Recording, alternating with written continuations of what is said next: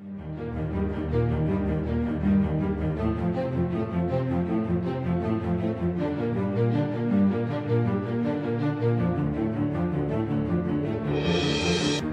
the name of the Father, and of the Son, and of the Holy Ghost, amen.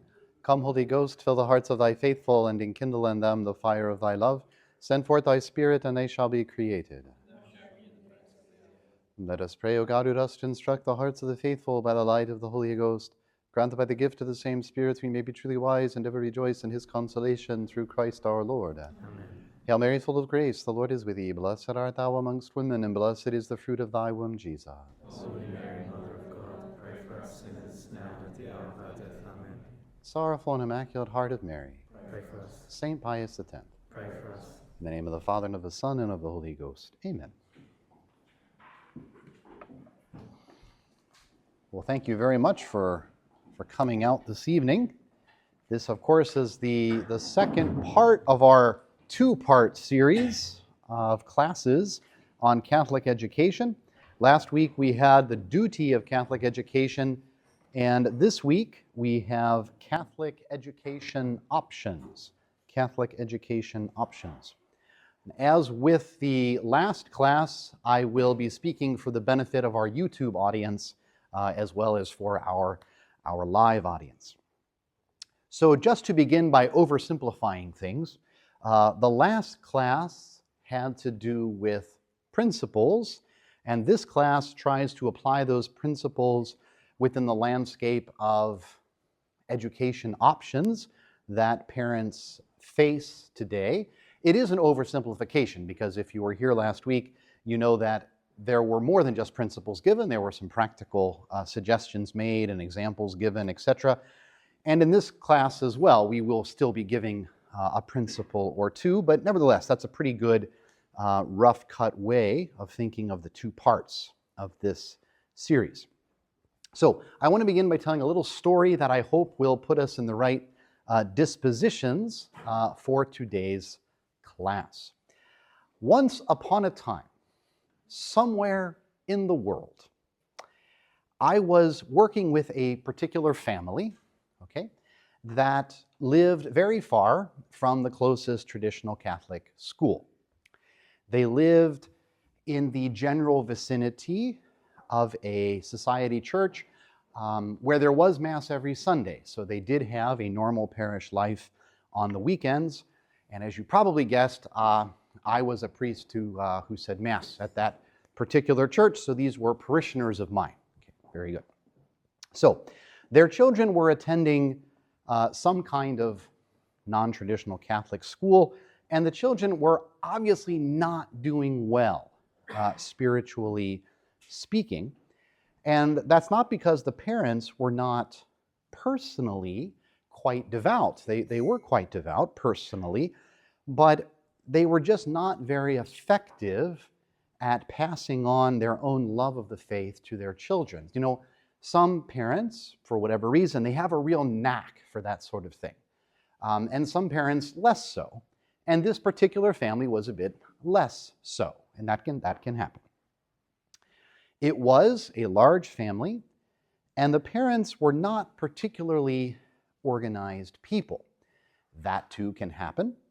And I would say that particular fault, as faults go, is a rather innocent fault, but it actually does present sort of another obstacle to undermine the passing on, the effective passing on of the faith to the children. Because everything, as any parent can tell you, everything that goes into forming a child takes effort. And when things are not organized, everything is harder to do, and the parents are more fatigued and all that sort of thing. So not being organized is not the end of the world. It's an innocent fault, but it has to be admitted that it further made it hard for these parents to pass on their love of the faith to the children.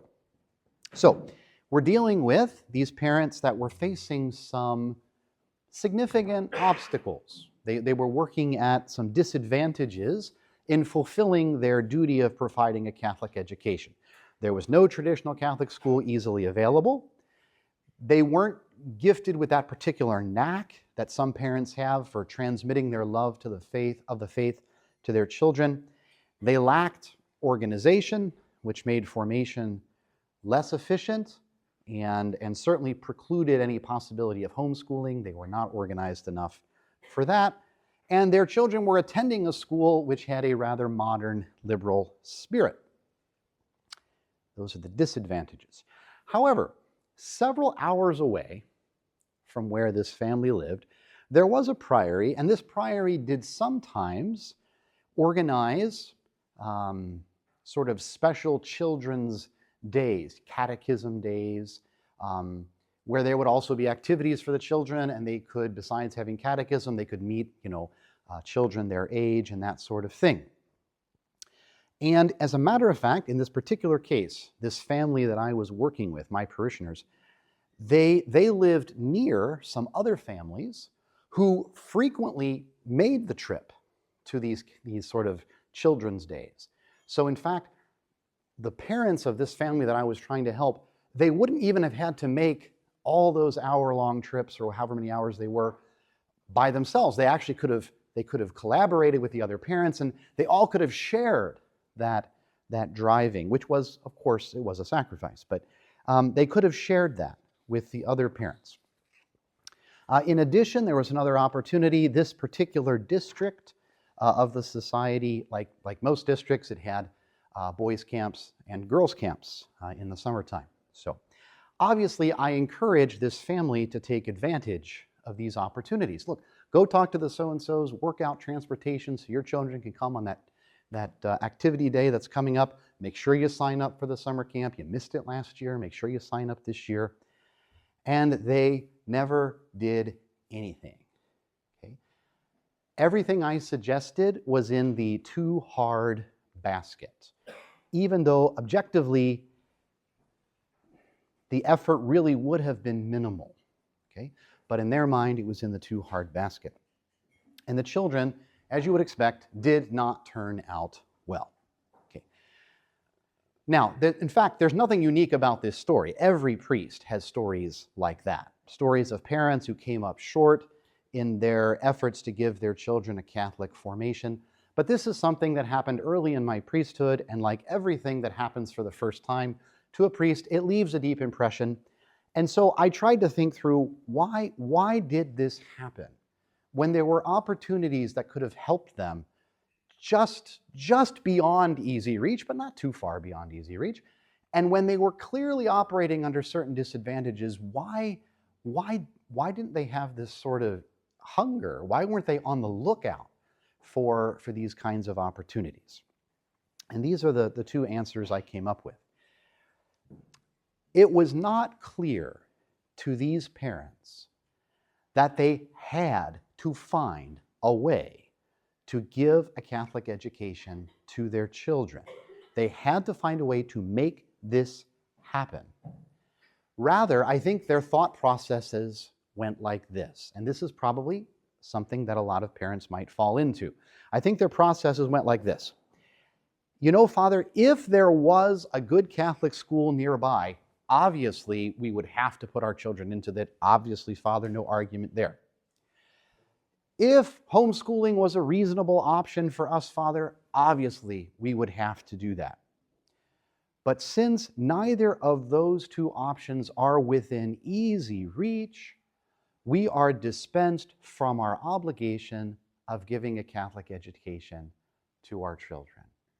In other words, they looked at the question in the same way that you might think about the obligation to go to Sunday Mass. Okay? You have to go to Mass on Sunday, but of course, if you live hours and hours away, if you're sick or whatever, well, then you're dispensed from that obligation, right? And I think that is how they thought about the obligation to give the Catholic education to their children. In other words, they were confusing the means with the end. Okay? The end of Catholic education is always obligatory for parents because, as we saw last class, it is part of the nature of marriage. It's part of the primary end of marriage.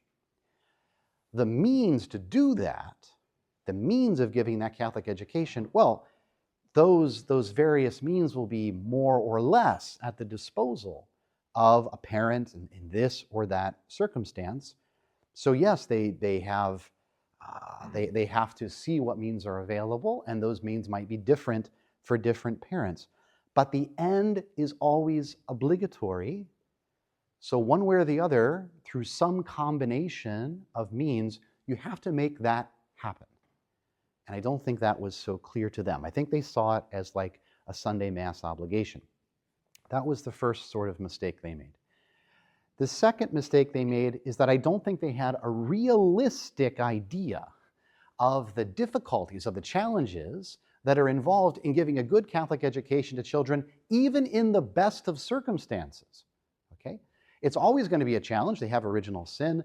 Our world is so messed up. It is so upside down, right? It is so done with Christianity, at least in anything more than sort of a platitude sort of way. The air we breathe is not Christian. And so there are immense challenges, even if you actually do have some pretty favorable things, circumstances sort of going your way, which they didn't. So they didn't have a realistic idea of the disadvantages they were working under, and so they didn't have a realistic idea of the sacrifices they should have been willing to make, and they had this kind of a shocking indifference to the opportunities that really were there. It's like, well, yeah, maybe, I don't know, maybe next year, whatever, maybe next time. Okay. So those were the two problems. So they made poor decisions, and of course their children paid the price for that. So tonight, as we go through our class, I just ask you to keep these 2 points in mind, the 2 lessons from that little story. Parents have to find a way to make this happen, okay? No matter where they live, no matter what circumstances they're in, this is what they signed up for, okay? So no one forced the parents to get married, but it is a duty included in the primary end of marriage. You have to find some way to give your children a Catholic education. Second point to keep in mind is that even in the best of circumstances, and much more if you're in less than ideal circumstances, this is going to be a challenging task. And so parents have to have a great appreciation for the means that can help them do what they absolutely must do. They have to have a great appreciation for those means and be willing to make sacrifices to take advantage of those means. Good. So much for the introduction. So now let's look at, just quickly, the list of options that are out there. The different kinds of education options that are out there for a traditional Catholic nowadays. First of all, you've got your society schools. You got your traditional Catholic schools, either a day school or, I know lightning's going to strike me, a boarding school.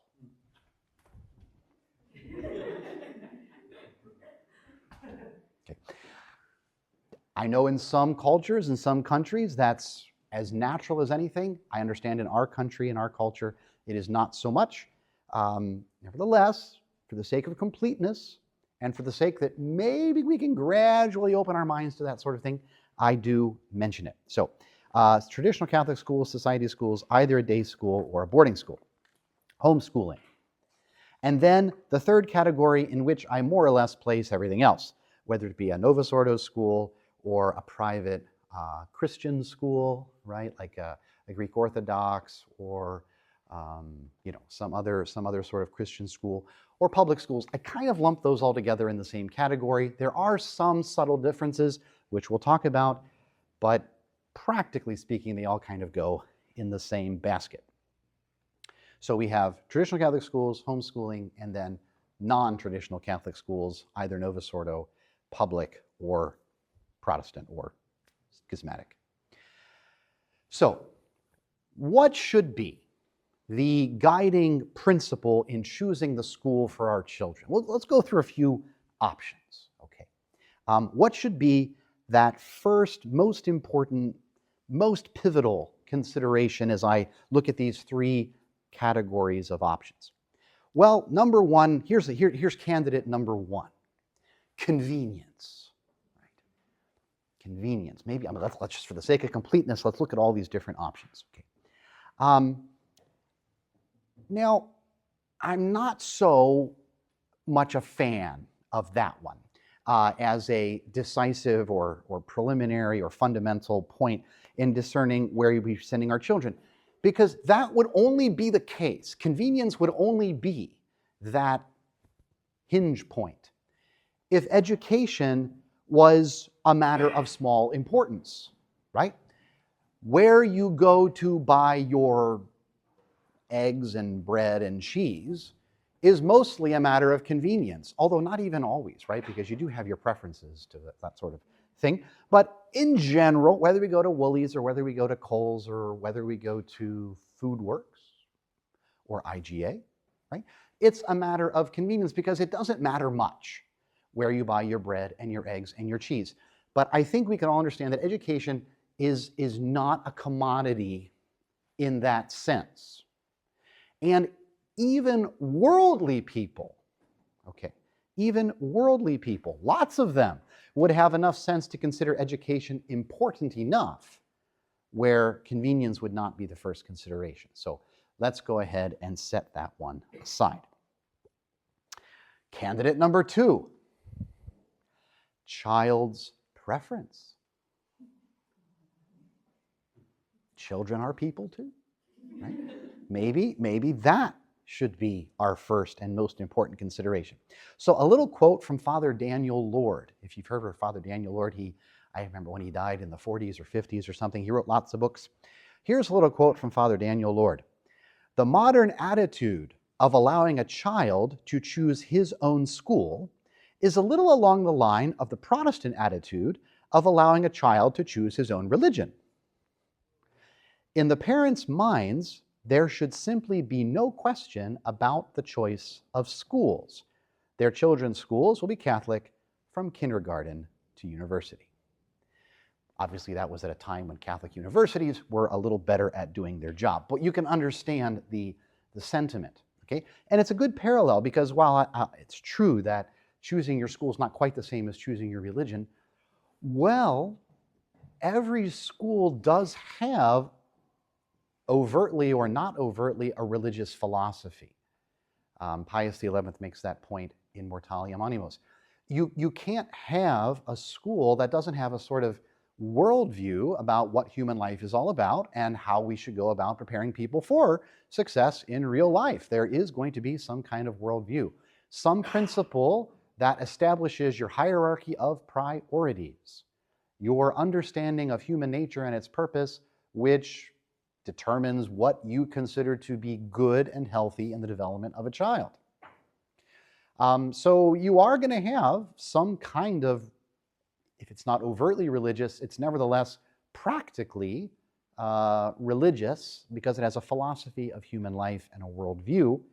And it is going to be an extremely influential experience in your child's life, in as much as that worldview will probably be communicated by the school that they attend. So it's a meaningful parallel, I think. And so I think we can congratulate Father Lord for that little comparison. So parents in this matter, as in so many others, must have the fortitude to stand up to their children. Yeah. You know, and that's not, of course, it sounds funny to say that, and I admit we can all have a sort of giggle that ripples through the crowd. But, you know, it's a thankless task to stand up to your children, and you do need fortitude to do that. And that is why you need virtue to get married. You do need virtue to get married. And it's one of those things that if you stand up to your children when they're younger, it gets easier. And if you don't, it gets harder, as you probably learned in your own childhood. So, yeah, especially I would say in a home where discipline is a bit on the lax side, children who are then taken and plopped into a traditional Catholic school environment will probably find the burdensome, the discipline somewhat irksome. Okay? If they are used to a more nonchalant, happy-go-lucky, affirming school environment, they may find at first glance a traditional Catholic school to be rather burdensome, and they are likely to go home and they are likely to whinge. You can say whine here, right? Whinge is escalating, right? That's escalating your whine. I love the word whinge because we don't have in American English a word to escalate whine. So I really appreciate that contribution that this country has made. Well done. So parents are going to have the fortitude to stand up. It's quite to be expected that a child who's used to a more easygoing, less disciplined sort of schooling is going to come home and is going to whinge. And I would say not only do parents have to stand up to their children, but do yourself a favor. If on the inside, and this is not a criticism, because look, doing the virtuous thing is hard, that's why we need fortitude. If on the inside you find your resolve tottering a bit, don't let that show on your face, right? If the children discern that, there's a weakness here, maybe I've got a shot at pulling this off, it's only going to get worse, okay? The whinging will escalate into some other word yet to be invented, okay? So even if on the inside you're like, oh God, please give me the strength, don't show that on the outside, okay? Beware of the temptations to rationalize, right? Because the devil will come along and try to give you some apparently good reason, but of course just a specious reason, why in fact, yes, it probably would be better if we didn't insist on a good school, etc. Because after all, little Jimmy or little Betty, so beware of that. Beware of that, okay? This is an equal opportunity class. I'm going to bash everybody, so women, please stand by. But it usually, statistically speaking, it is the mother who is weak on an issue like this, okay? Occasionally you have a dad who's a bit, there's a daddy's girl, and she comes home and blinks her little eyelashes and all that, daddy. Occasionally that does happen, but I would say statistically speaking, it's the mother who's going to be weak on this, and to some extent that's understandable because the dad gets home from work at 6 and mom's there at 3, and so mom's got a 3-hour marathon of whinging before dad gets home to support her. I understand that, but dad does have to be strong for mom on this kind of a question. Okay, so child's preference is not that criterion. Well, let's work down our list of candidates here.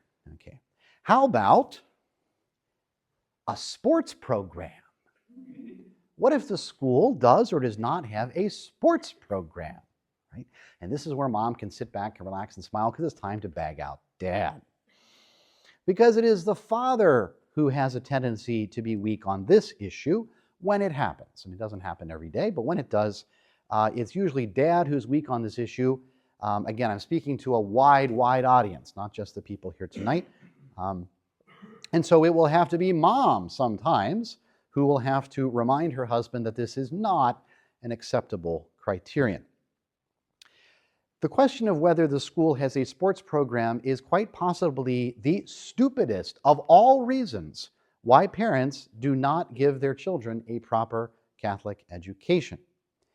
Traditional Catholic schools, quite reasonably, do not place the emphasis on sport that other schools do. Not that sport doesn't have some place. I'm not saying that. We mentioned last time in our class that even there is such a thing as even physical education, right? If a Catholic education, if a Christian education is meant to form the whole person, well, we are body and soul, and there is a place even for sport and physical training. But it is at the bottom of the priority list. So for a dad who wants to bask in the vicarious glory of a son, or God help us, a daughter, who is a successful athlete, or let's say, perhaps the dad enjoys coaching in a certain sport, right? They enjoy that. Nothing wrong with that. And so they have this sort of, I don't know, this sort of sentimental attachment to the idea that I'm going to be very involved in my son's life in a sports context, okay? And that's, I can understand where that starts innocent, but it ends up with our priorities all out of whack, okay? You want to be involved in your son's life, I'm all for that. If you have happy memories of being involved with your own dad in sports, you're inclined to sort of foresee that in your mind's eye as a beautiful, that's fine, I understand that. But if it causes you to put your child in a non-traditional Catholic school so that you can be his sports coach, we have a real problem, okay? So we have to have the sort of objectivity to say, look, this desire, this began in a kind of legitimate way, but where is it going? When does it go from being legitimate to sentimental or legitimate to selfish? You've got to have that kind of ability to be objective about yourself. So be on your guard against that, dads, and be strong moms if you need to be.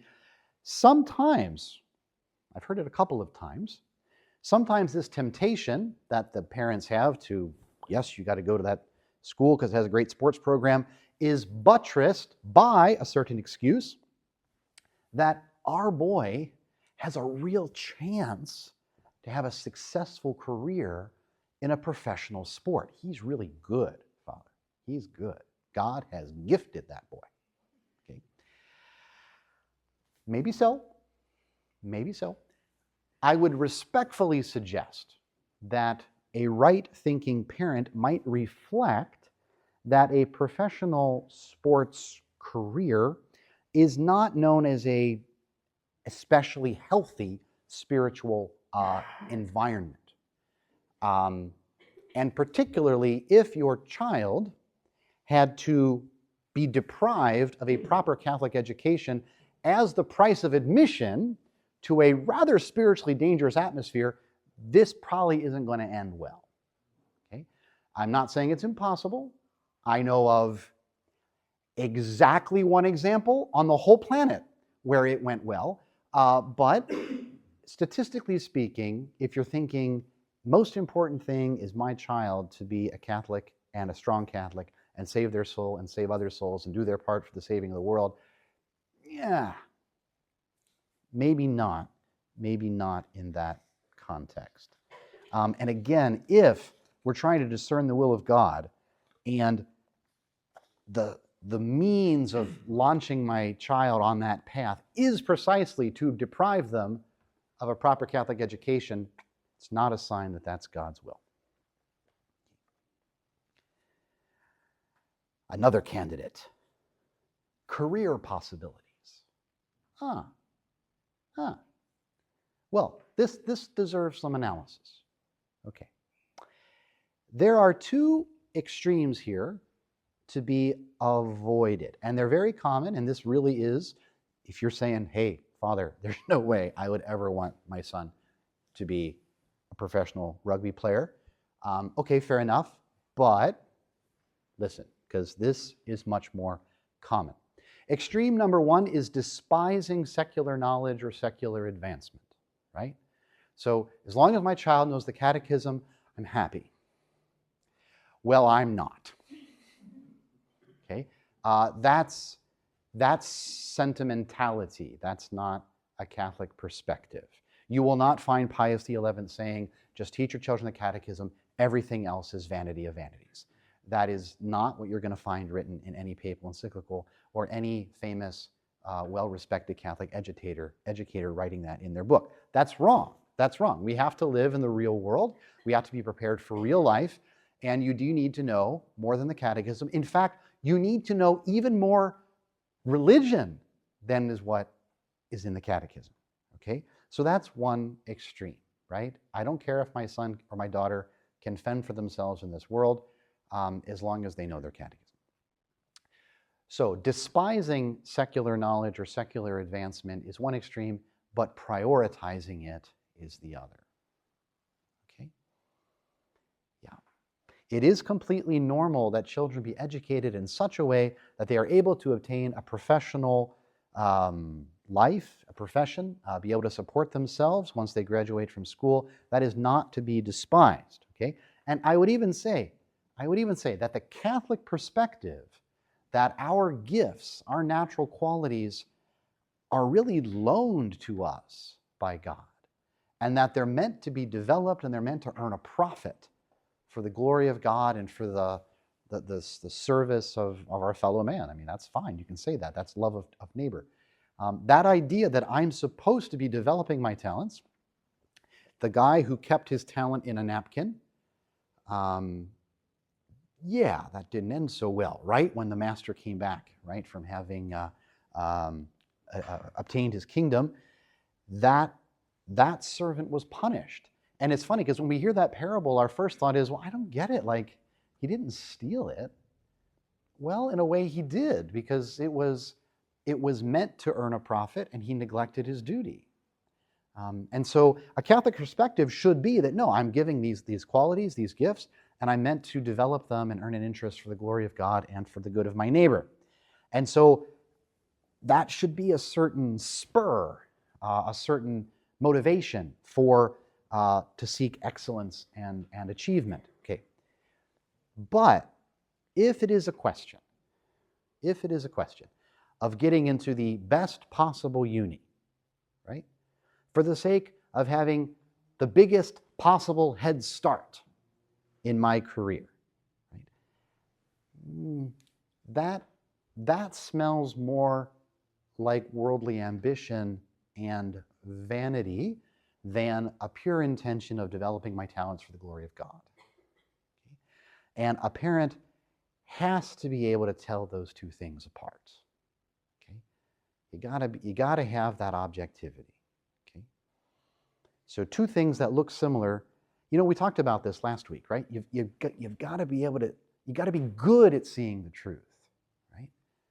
Right? And telling those two things apart. Think, don't rationalize. Right? Think, don't rationalize. Another problem, very common, and again, starts innocent, goes pear-shaped, right? Another problem is when a mother or a father is attached to the idea of his, whatever, son or daughter having the same career they've had, the same profession that they have had, right?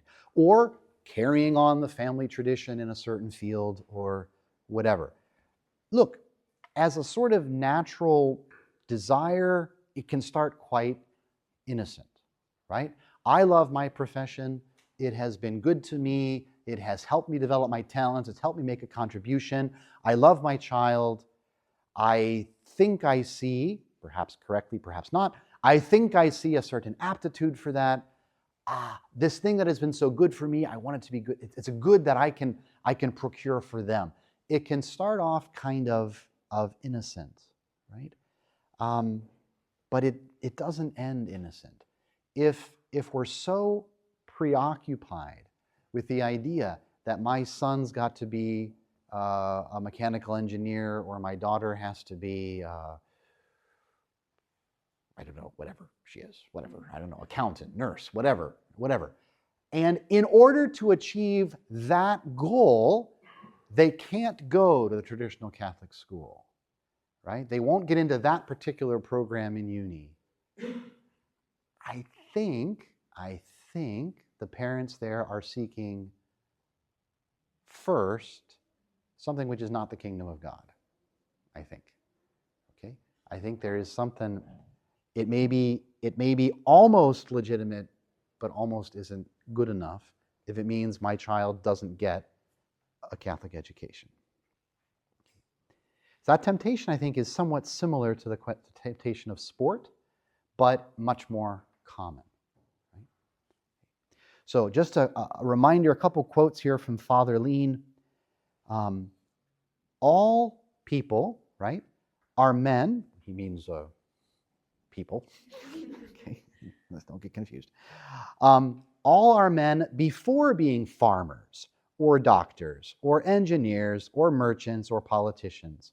And education should aim at producing a man and not a mere cogwheel in the machinery of civilization.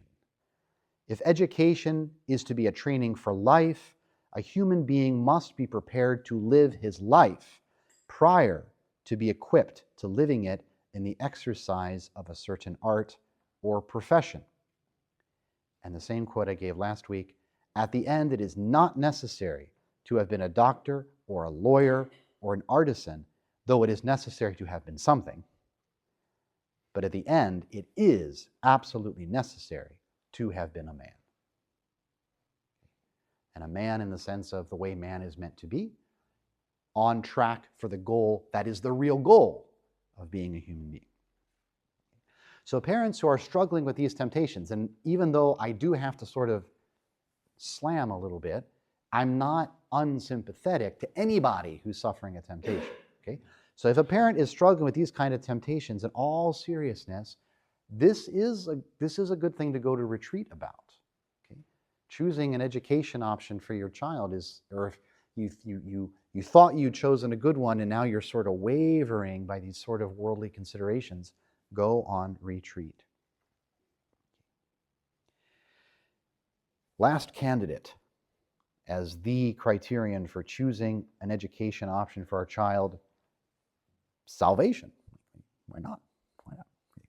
Why not? Obviously, the formation of the child into a serious Catholic is the first priority in education, since education is by definition a preparation for real life, and being a serious Catholic is the first priority of real life. So I'm not going to argue with salvation as being a candidate, or the candidate, the winner for our criterion. But I am just going to point out that even though a good parent might think of their own child's salvation as being the first priority, and I'm not going to argue with that, I'm just going to point out that in the real world, the providential designs of God for each of us, these are interwoven, right, with each other, right? So if a child doesn't get a Catholic education and they don't become the person they were meant to be, other people are going to suffer because of that. It's not just the salvation of your child that's at stake. That would be good enough, of course, as a reason.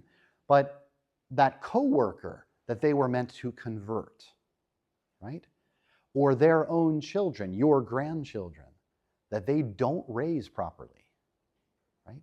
Or if your child had a vocation and missed it because of those reasons we talked about last class, well, then all the souls they were meant to help aren't going to be helped, okay? The world's a mess for a reason, because people aren't doing what they were meant to do. The world isn't a mess by chance. So that's something to keep in mind, that there's a whole series of people. There are people, and this is a good thing to tell your children, you know, as they're getting a little older. There are people in this world, you don't even know who they are, but they're depending on you. You don't know who they are yet. You're going to meet them someday. Or you're not going to meet them someday. Okay, so now, another little topic we got to talk about. How much sacrifice should a parent be willing to make to achieve a proper education for their children? How much should they be willing to make? Well, okay, the short answer, which is not the only answer we're going to give, but the short answer is, well, any sacrifice. That's the short answer. That's the Reader's Digest version. Okay, I mean, we're talking about part of the primary end of marriage, right? So if you're not willing to make that sacrifice, for what higher reason would you not? Right? I'm not going to do that because, and Father's like, Anyway, so the short answer is, well, any sacrifice, right? Because we're talking about part of the primary end of marriage, the reason you get married, right? And we're talking about the eternal destinies of souls. So if your child had a health condition, right, which was threatening his life if he didn't, let's say, move to a drier climate, or was living somewhere where he had access to a hospital where he could get the regular treatments that he needed, well, if you had a child like that, you would move. to a drier climate or wherever you had to move to. You wouldn't call in your sick child and say, listen, sorry, son, listen, we had a family meeting, and your mom and your little sister, they're not real keen on moving. So listen, man, we sure are going to miss you when you're gone. But, I mean, that's not going to happen, right? You're going to do what you need to do. And yet, that's not as great of a tragedy as what's at stake, right? When it comes to giving your child a proper Catholic formation, right? Okay, that's the short answer. Okay. The long answer is that parents must make whatever prudent sacrifices are necessary. Whatever prudent sacrifices are necessary. And so in practice, of course, it's not just a question of flipping switches to give your child a good Catholic education. So parents are going to have to weigh up the hardships involved in improving that education, right? With the, let's say, the incremental improvement that hardship would cause, right? You got to weigh these things up. And of course, there are going to be, in practice, just the way things are in any human environment, there are going to be varying degrees in the quality of Catholic education that even good Catholics are able to procure. There's no absolute uniformity of Catholic education quality possible. That's not the way it works in a real world. But if your children are not foreseeably on track to lead serious Catholic lives with that combination of means that you've come up with, right, that you're giving them, then you have to make a change.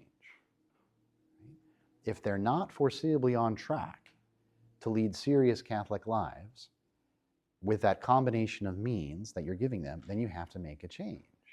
I sometimes hear parents say, and it makes, I used to get angry, now I'm just like, yeah, that's your, yeah, I don't know what to say. A parent will tell me, Father, listen, I just want them to keep going to Mass. I just want them to keep going to Mass. Well, I will grant you that is an outcome that many parents wish they had, that's for sure. But this idea that my child is just going to drag themselves to Mass every Sunday for the rest of their lives, that's not what you're aiming for, okay? It's better than other alternatives, I agree, but my goodness, that's not good enough. And if you're aiming for that, you're probably going to miss. It's a bit like aiming for purgatory, right? I just want to, as long as I slide in, just as that gate's coming down, I'll be happy. I mean, if I do slip in, I will be happy, I agree. I would not be blind to the fact that I could have done better, and I'll be thinking about that for quite some time. But my goodness, aiming for that sounds a little risky, okay? So yeah, that's why I say, if you can't foresee that your child is on track to lead a serious Catholic life, then you got to adjust that combination of means. You got to do something, because that's not, you can't just make peace with that scenario. All right, good. So now we are going to lose all my friends because we're going to go talk about some of the particular advantages and challenges of the various options that I gave in that very short list. So let us start with traditional Catholic schools, society schools. What are the advantages? Okay. Well, of course, they are many. Easy access to the sacraments, because there's going to be confessions scheduled for your children. They're going to have Mass very regularly, maybe every day, maybe not, but certainly very regularly. In general, they will have a greater opportunity to participate in the liturgy, right? They will serve Mass more frequently. They'll be better trained servers. They may learn to help in the sacristy. They may learn to sing in the choir. in general, they will have a greater access for participation in the liturgy and being formed by the liturgy. They will have more opportunity to interact with priests. They may have the great benefit of also being able to interact with sisters. They will be taught a Catholic worldview in all of their subjects. They will be given a solid religion course. Now, I'm happy to say, in this district, they will have access to retreats beginning at year 6, not 5 days. I'm not that much of a Nazi.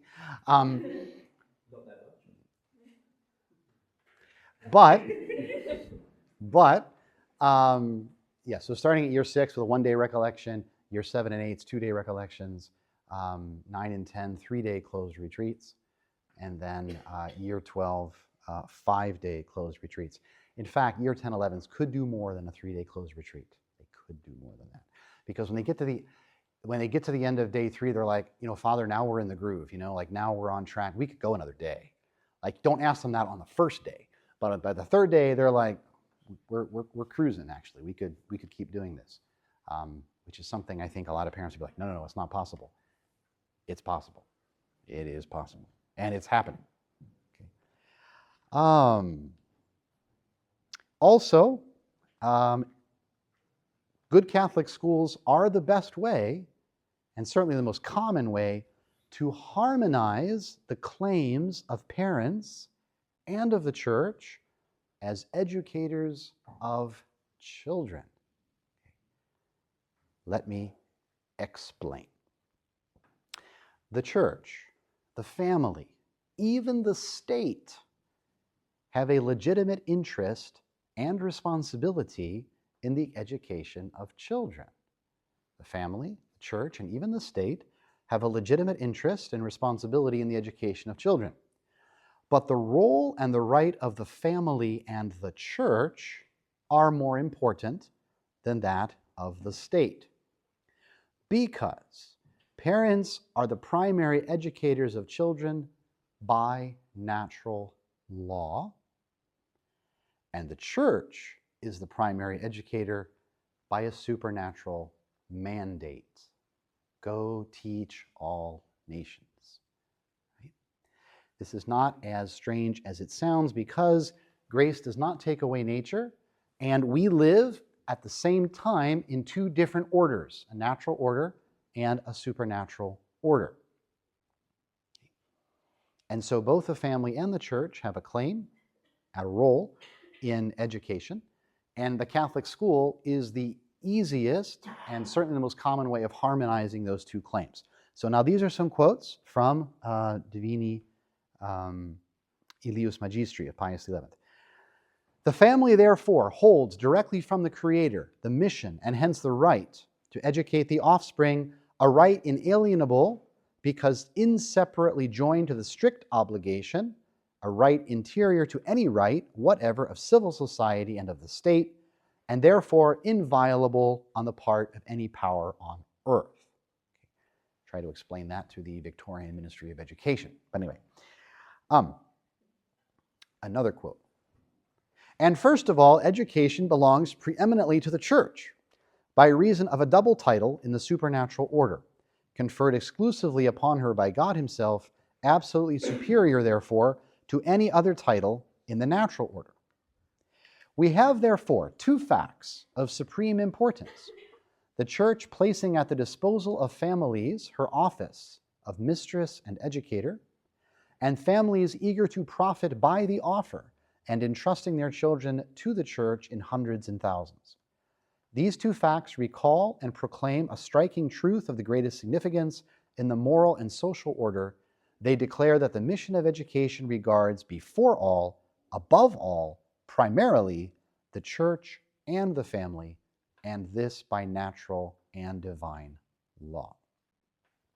So it is important, because sometimes parents can be a little bit confused on this point. When you see Catholic documents, papal documents and that sort of thing, emphasizing the rights of parents in education, the context of that statement is always against the unjust encroachment of the state in the education of children. Okay? It's not to The Pope is not saying, you are the primary educators of children, therefore make sure you don't let the priests or the nuns get involved at all. That's not what the statement is saying. It's always in the context of keeping the state from an unjust interference. Okay, so it's not suggesting that Catholic schools are some kind of modern innovation and homeschooling is the most Catholic form of education. That's not what the statements are saying. It also does not mean, which some parents need to be reminded of, that every parent has the right to walk into the Catholic school and dictate how the school teaches math. Okay, I'm the primary educator of my children, therefore you have to use this math book. I don't think so. I don't think so. I don't think that's what it means. Because that couldn't possibly work in practice, could it? Right? Mrs. Jones wants to use this book, and Mrs. Smith wants to use this book, and Mrs. Hoppenschlapper wants to use this book. I just don't think that's workable. I don't think that's workable. So I don't think that's what it could possibly mean. Okay, so those are the advantages. Fair enough. What are the challenges? Well, as you know, state laws in this country and in many others mean that we cannot give education in exactly the form that we would give the education if all things were equal, right? We sometimes, as I mentioned in the last class, we have to study periods of history at greater length than we kind of would because they're like not as important. But they are very important in the minds of the state, so we have to give more time to those periods of education. We have to pick our literature books from a certain list and sometimes pick the best of a bad bunch when we would just use different books if we had complete liberty to do so. So that's a challenge. Also, it's hard to find teachers, right? Good teachers. And even good people do make mistakes. And schools are few and far between.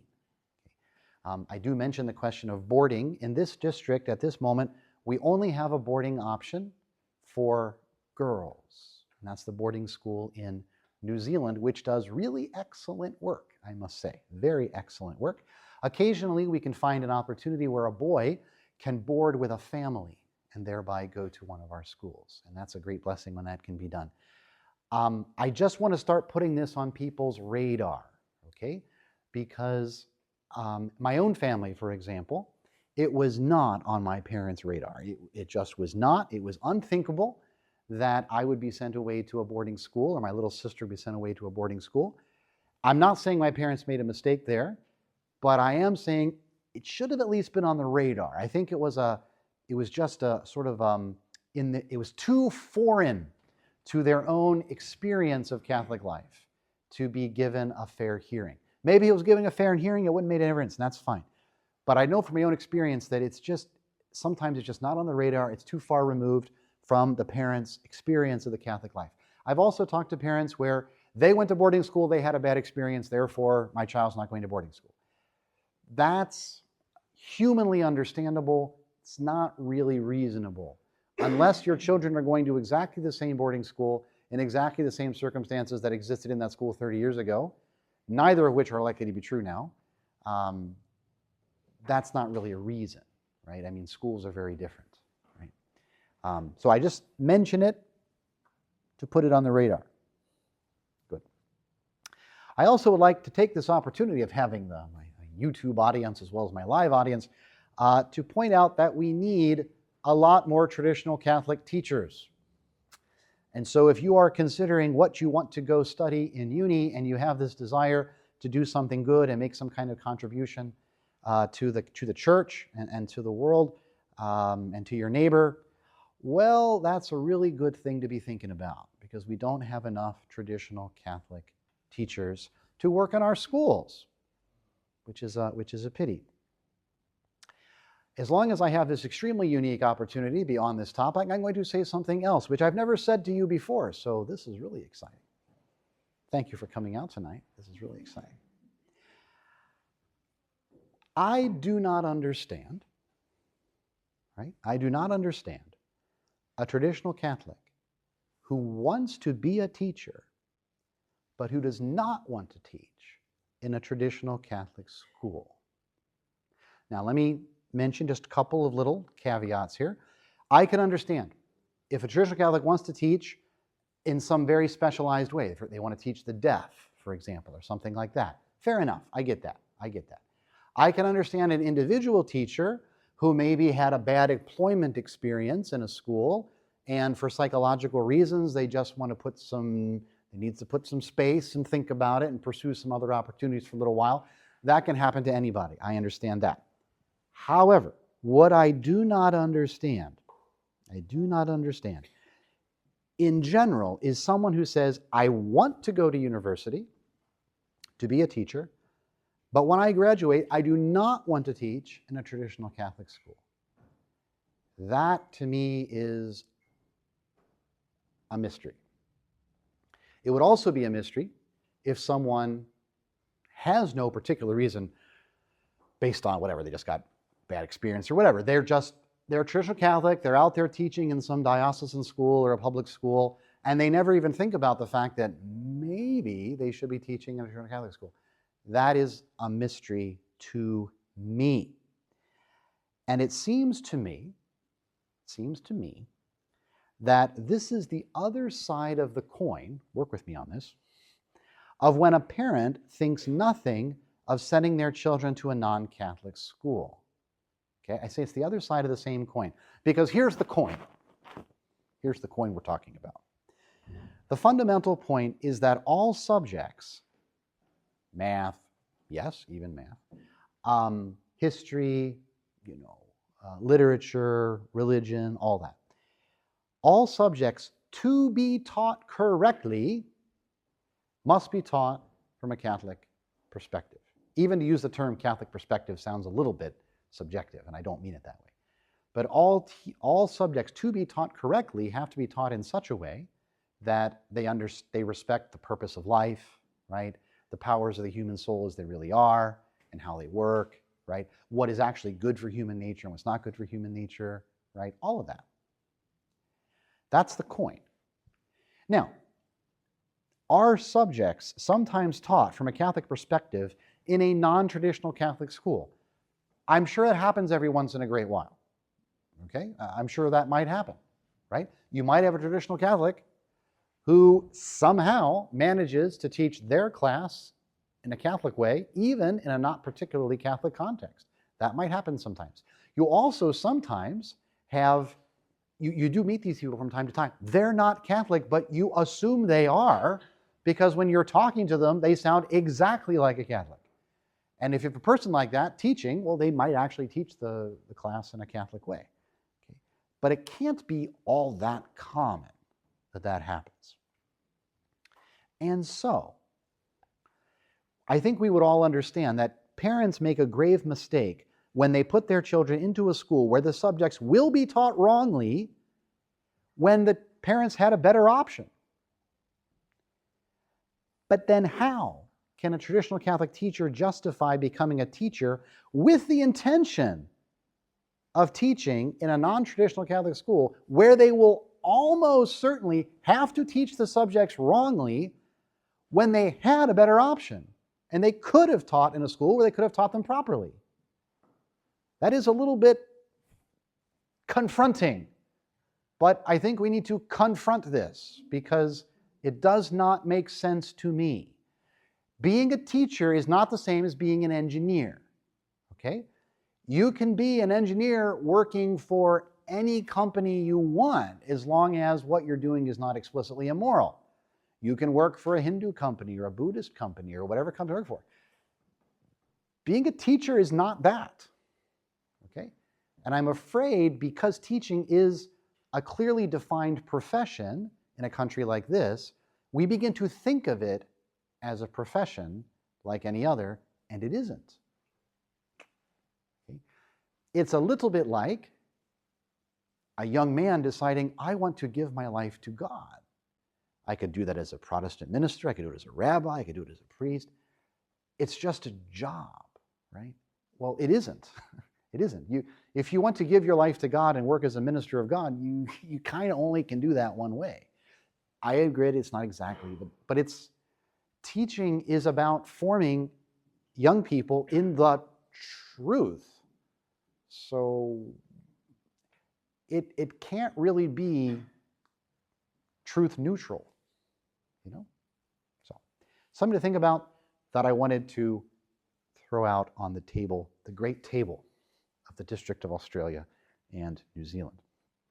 Okay, little objection here, little objection.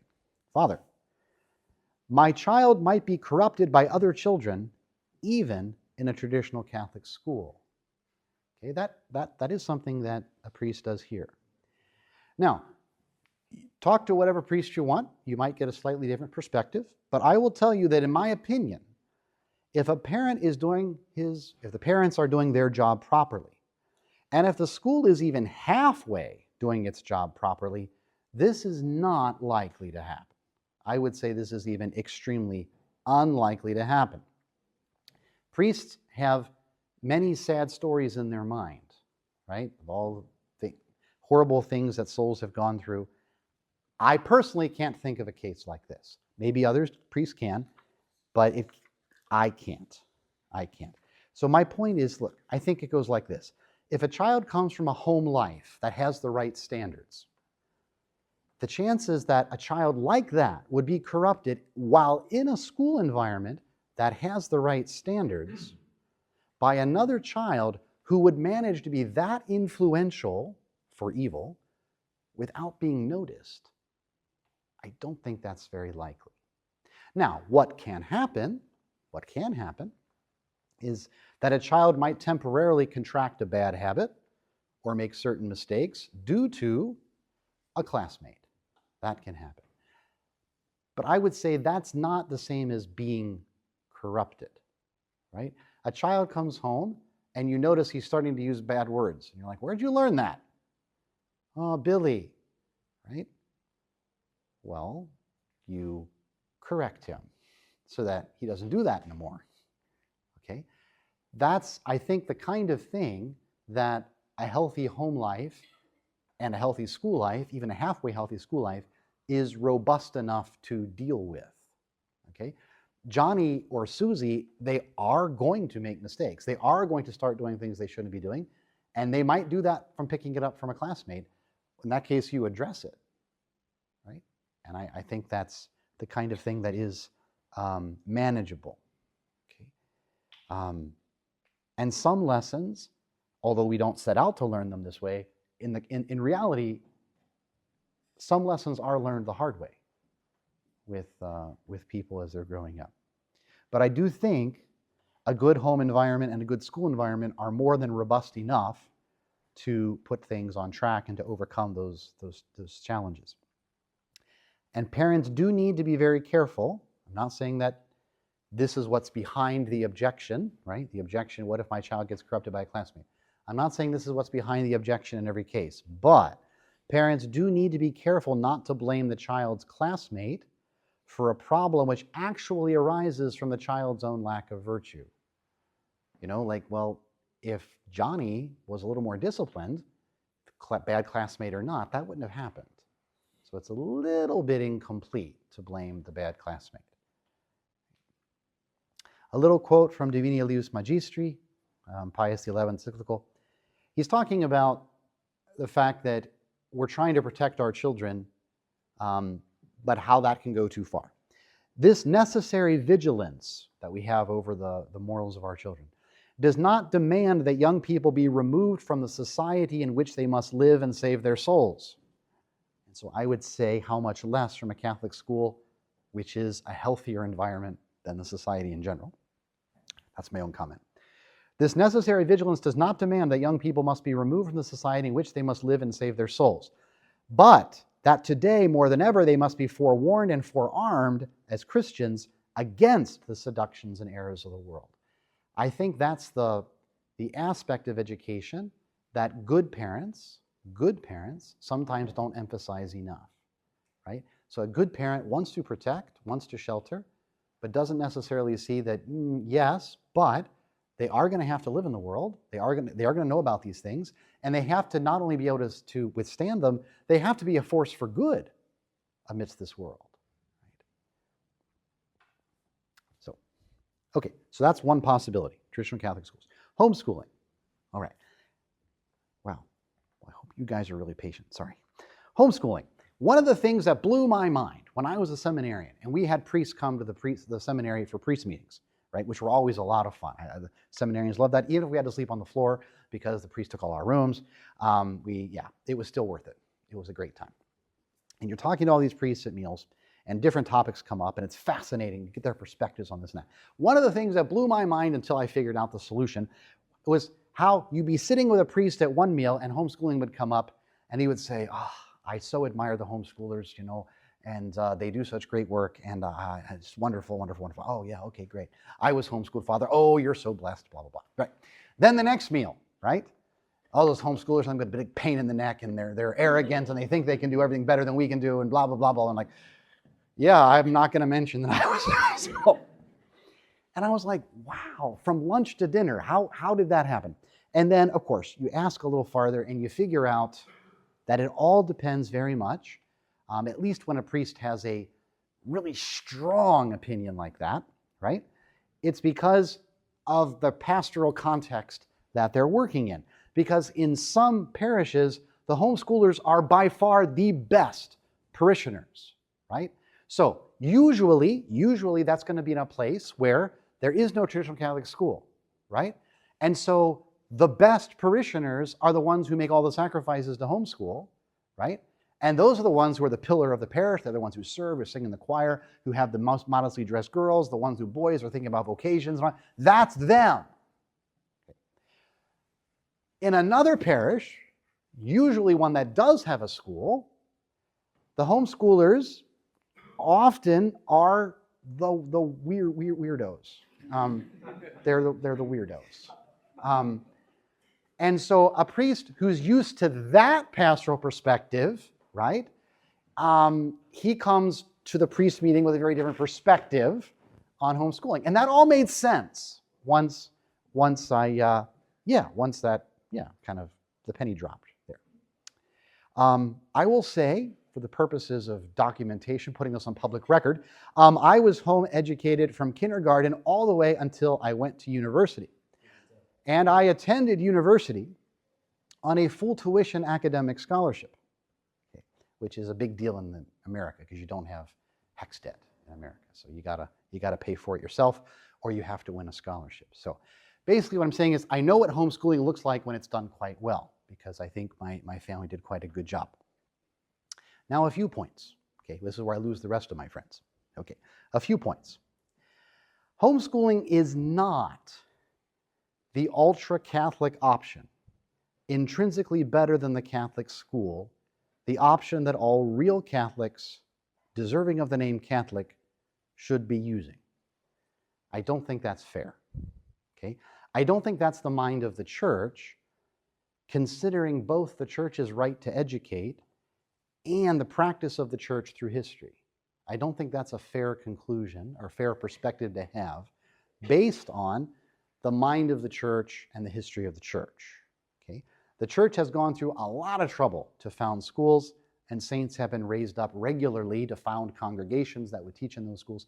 My parents used to tell me that in their own experience living in the diocese I grew up in, that they knew that whenever, because you had your German parish, your Irish parish, your Italian parish, and they said, whenever those immigrants came, the first thing they built was the school and then the church, because they wanted to give the children the education right away. And they would say Mass in the hall of the school until they had the means to build the church. So that's one point. That is one point. A second point is homeschooling to be done well. I think this is fair. You reflect on it. Homeschooling to be done well requires certain conditions which are not universally found. This was another revelation I had when I was a seminarian. I had a lot of revelations as seminarians. I went to do a boys' camp as a seminarian, right? And I met these boys who were terribly behaved, right? And didn't know anything. They were dumb, worldly, badly behaved. So I assume they went to public school, right? You just kind of pick it like that, No offense to the majority of the current audience, which probably went to public school. But anyway, I found out they were homeschooled. And I was like, what? I've never met a worldly, badly behaved, ignorant homeschooler. I never met one like that. But as my range of experience began to grow a little wider, I realized that my family had sort of chosen to associate with very like-minded homeschooling people. And there's a whole range of people who do this. And that was a revelation to me. But my parents, because they were very much on doing this very, very seriously, and making lots and lots of sacrifices for doing it very, very seriously, they hung out with people who were of exactly the same cut of cloth. But there's many cuts of cloth out there, as it turns out, right? So, homeschooling, to be done well, requires certain conditions which are not universally found, as I discovered to my shock. First of all, extraordinary commitment on the part of the mother and the father. Commitment on the part of the mother and the father. We are going to do this, and we are going to do it right. Okay. 2, a higher than average degree of organization in the home. Okay? A higher degree than average of organization in the home, because this is a big job, and you're going to take it on in addition to everything else you're doing in the home. So you need to be organized. Parents who are balanced, and I'm not trying to make a joke, this is serious. Parents who are very balanced, because parents will have an even greater degree of influence on the psychological and spiritual development of their children than they would have under normal circumstances, okay? Because the children will not have the opportunity to interact with as many other authority figures on a regular basis, right? And so the defects in the parents, whatever they may be, will not have that same opportunity to be balanced out by the children interacting with other authority figures. And I do think this is a point which is often overlooked in the spirit of fairness. Everybody is quick to point out the defects of a teacher in a society school who has contact with that child at most for several hours each day for the course of 1 year. But people give less thought to the shortcoming of the parents who will have their children in contact the whole day every single year of their 13 years of schooling. Okay? I just think that's a consideration that, in the interest of fairness, has to be made. Okay? So the parents have to be balanced, or their lack of balance will come out in their children, with whom they have much more contact than they would have in other scenarios. I would suggest that you need some aptitude for teaching on the part of at least one parent. I'm not saying that that's rare. I'm just mentioning it for the spirit of completeness. Okay, if you're not good at teaching, if you have no aptitude for teaching, and neither one of you do, then this is probably not going to work so well. Of great advantage, although in my opinion not necessary, but of great advantage is a good education on at least the part of one parent. Okay? Not only so that they can teach, but that they have an appreciation for education, which is not unknown amongst people who are not so educated, but it is certainly less common. Not unknown, but less common on average. Okay. My mother had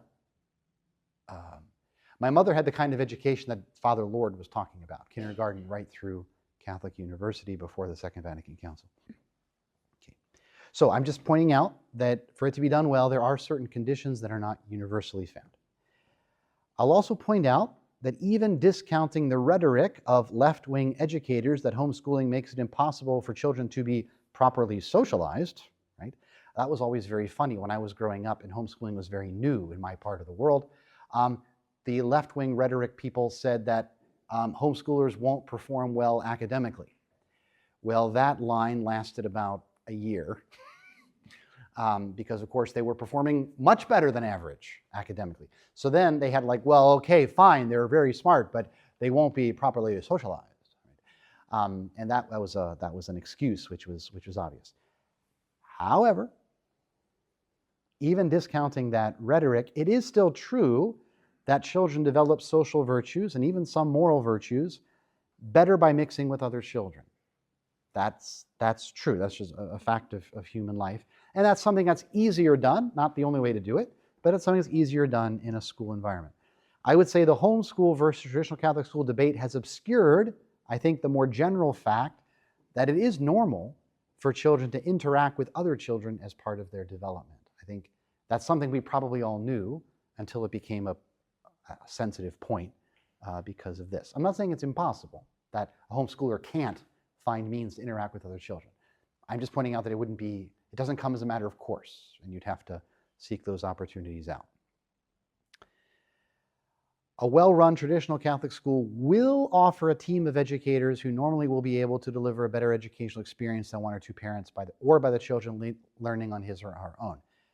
Overall, I think that's a fair statement. Not absolutely the most important element.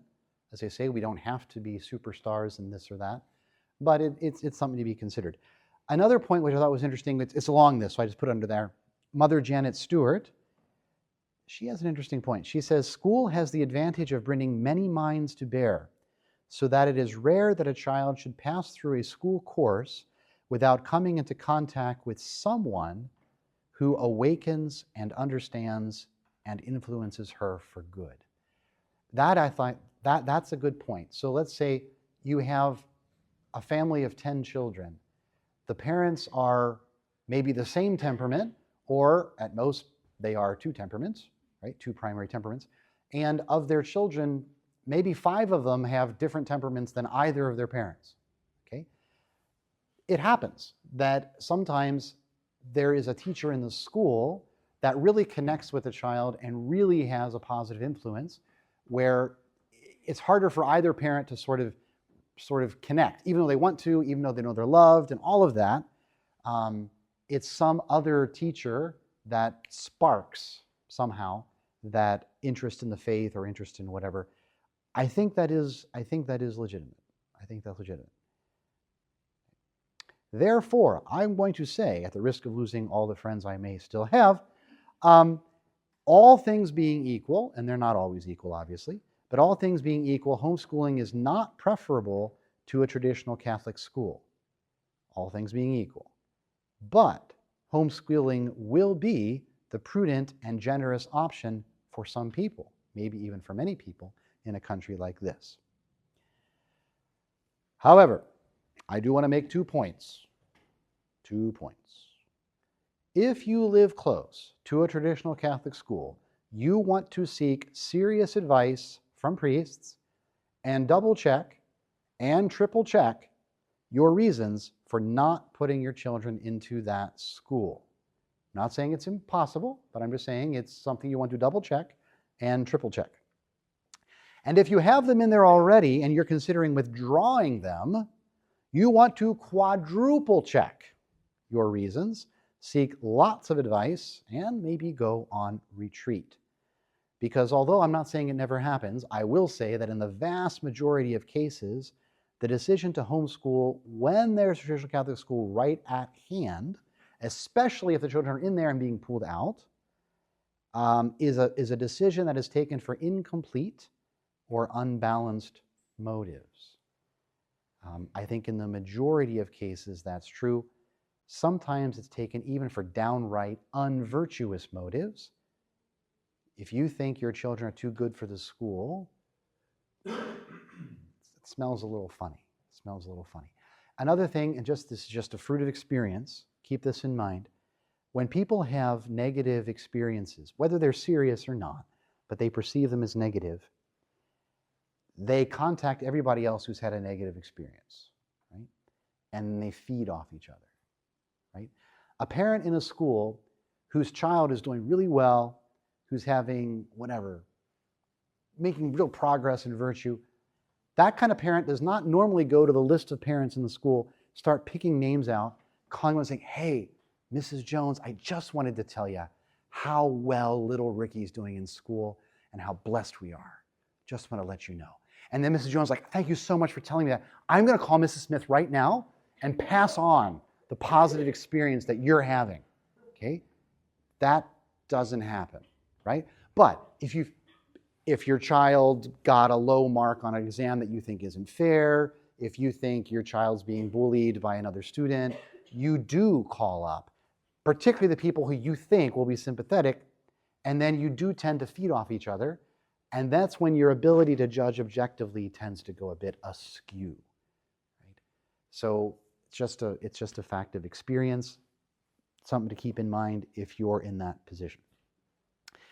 Second point, if you live far, we're almost done, oh my word. If you live far from a traditional Catholic school and are homeschooling, and that seems like a prudent and generous option, great, but it is still a decision that you should review regularly. It's something to review regularly, and based on my experience, it is especially something to review if, how do I want to say this without losing the last friend I have? If you're tempted to have a sentimental view of the benefits of rural life. My children live out in the country, and we have cows and pigs and chickens, and so they are bound to become saints because it's good to be with cows and pigs and chickens. Now, I will tell you that some of the most capable people I knew grew up on farms, and there is a lot to be said for living on a farm, and that the resourcefulness it teaches you, the sense of responsibility it teaches you, all that. But the problem with farms is they tend to be big. And if it's big, they tend to not be kept in suburbs. There's a movie I saw one time. This lady said she was visiting a farm, and the man said, where was he? She said, I don't know, out in the country somewhere, that's where they keep them, So there is that to be considered. You probably live at a great distance, not just from a school, by the way, but from a church, for that matter. So it's probably even difficult for you to be as involved in parish life, to be honest. And I know lots of cases where families put too much stock in living on a farm and didn't evaluate what's the trade-off there. What does that mean if my children only get to Mass every 2 weeks, right? If they can't be in the choir because they can't come to choir practice, or they can't serve Mass because they're never there for altar boy training, right? Or whatever. Okay, so definitely, I'm just saying be aware that there are some downsides to living far away from where the church and maybe school will be. FYI, St. Philomena in Brisbane is developing a distance education school, which we hope to make financially realistic for students outside of Queensland. So it may be possible to go to St. Philomena's remotely, even if you're outside of Queensland, if we can make that financially viable for the people, because you won't get state funding for that. You won't. So we have to find a way to make that financially feasible. Please keep that in mind. We're almost done. Boy, my goodness, this is awful. Okay, we talked about traditional Catholic schools, we talked about homeschooling, and now non-traditional Catholic schools. Little quote from Father Lean: "It is obvious that no proper scheme of education can be conceived where there is not a right understanding of the ultimate aim of human life, where there is no clear idea of what man is meant to become through the process of living." I think I gave that quote last week, but there's more to the quote, which you're getting this week as a reward for your coming 2 weeks in a row. When the educator has no idea of life's purpose, or when, if he has such an idea, he takes no account of it in his planning, he can do no more than initiate a complexus of uncoordinated, aimless, and random academic disciplines, which I think is a very good description of every non-traditional Catholic school on the planet.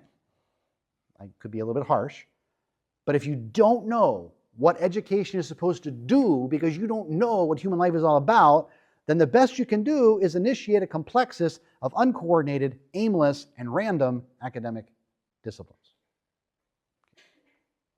Okay, in this category we have a number of different options, but I would argue they're not all that different. Modern Catholic schools, so diocesan schools. An advantage of that, well, maybe they're more conservative than public schools. That's the end of the advantages list that I came up with. Okay, disadvantages. Well, the liberal doctrine, the new Mass, the sex education, the transgender, which is getting into the Catholic schools too, and a dating culture. We don't remember that always. Remember when I said last week, when I was 16, no one had to tell me that I was too young to date because I knew what a date was, right? The children in those schools don't know what a date is, what it's for. So it's something you can do in year 7, right? You go to the Centro and you hang out. That's a date. That's a problem, this whole dating culture. That is a problem. That's not right. Other Christian schools, right? So these are your Greeks, your Coptics, and that sort of thing. Maybe your conservative Protestant schools or whatever. Advantages. Maybe more conservative than public schools, and maybe more conservative than Novus Ordo schools. Good. It is easier for the child, in a way, this is interesting, to ignore or doubt everything they're taught in religion class. Right? You just tell the child, look, you got to go to religion class, right? They're Protestant, they're schismatic, just ignore everything. And they're like, okay. That might be easier than going to a Novus Ordo school where you're like, listen, some of what you're going to be told is wrong. And they're like, oh, okay. And they kind of have to wade through it. It might be psychologically easier to say, look, just ignore everything, right? Flunk the test if you need to, just ignore everything. Great. That's the advantages. Disadvantages, well, heresy, false worship, sex education, dating culture. Yeah, okay. It's rough.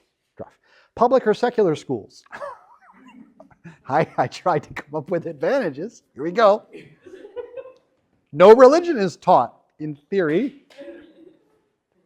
That's really stretching to say that that's an advantage because, as we said before, every school has a worldview. So yeah, there is religion being taught, as Pius XI is about to say in the quote I'm about to read to you.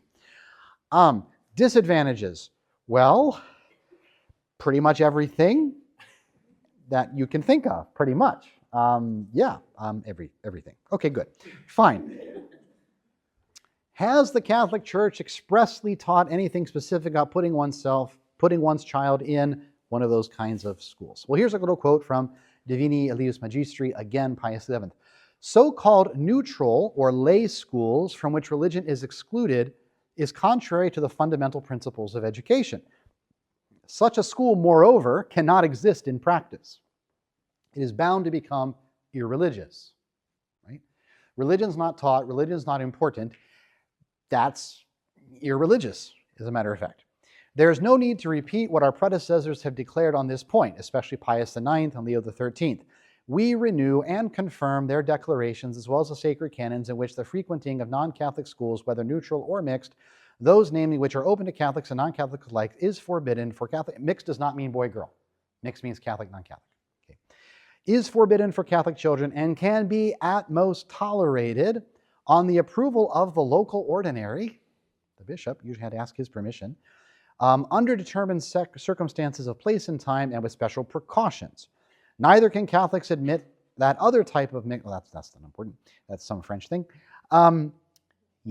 In which students are provided religious instruction but receive the other, that's interesting. He's even saying in a kind of school environment where you have Catholics and non-Catholics being taught by non-Catholics and all that. So the subjects are all taught secularly except religion, because then the Catholics go to get their catechism and the Protestants go to get their catechism and the Jews go to get their catechism. He said even that's wrong. Ooh. Like that's something we could aspire to having in Australia, but he said no, that's wrong. And I think practically speaking, Novus Ordo schools fall under this heading. It's not to say that there aren't some extraordinary circumstances where that's the best option, because everything is possible in this upside-down world. But it needs to be understood that this is not a matter to be taken lightly at all. Very, very quickly, because we are way over time, why does the church prefer separate classes for boys and girls? Church doesn't like co-ed schools. Wow, that's a whole topic in itself. Well, gosh, it's basically a question of nature. So how boys and girls think and how they can be motivated, how they're formed, and what are you trying to form them into? What is a man's virtue? How is it not quite the same as a woman's virtue? It's true. Or which virtues have to be given more emphasis and that kind of thing. That's kind of it. So it has to do with their psychology and their roles in life. So let me just get out of this by quoting Father Lean and Mother Mary Janet Stewart. Mother Janet, here we go. Father Lean, the natural differences between the sexes in physical, intellectual, and emotional qualities is an indication and a warning that qualities so diverse cannot be submitted to the same process if they are to secure a harmonious and ordered development. The temperamental differences between the sexes requires that the presentation, even of the moral ideal, which is very interesting, should not assume the same form for both. It is by the cultivation of qualities that are in many respects complementary that the two sexes achieve the same moral and aesthetic goal. There we go. Practically speaking, I'll tell you, if you're giving a retreat to girls and giving a retreat to boys, you do not do it the same way. If you're running a boys' summer camp or a girls' summer camp, you do not do it the same way. So I think it's easier for us to at least get an intuitive sense of why you're not supposed to educate coeducationally. When you think about, well, these other formation things that we do, like summer camps and retreats, those don't have the same feel. So really a school shouldn't have the same feel either. And that's completely separate from the question of, the dating and the whatever, and, sport, like, oh, okay, that could be awkward, that kind of thing. So it's more fundamental than that. Mother Janet Stewart, it is an old-fashioned regret that girls should copy boys instead of developing themselves independently as girls. But though old-fashioned, it will never cease to be true that what was made to be beautiful on its own line is dwarfed and crippled by straining into imitation of something else which it can never be. Wow. Like G.K. Chesterton said, it's not in my notes, but anyway, people ask me, what do I think about the new theories of girls' education?